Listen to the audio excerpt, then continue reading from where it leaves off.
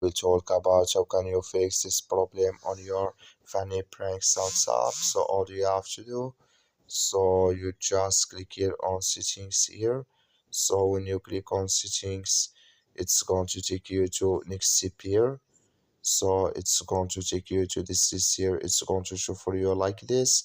Then you go down, so you keep going down here. Then you click here on apps. So then you come to apps list here. In there you're looking for funny prank sounds app, or just click here on search. Then here add funny prank sounds, just click on it. So then it's going to take you to this list here. Click on for stop. Then you click on OK. Then you go down here, just click on storage. Come to storage list here, you just click on clear cache.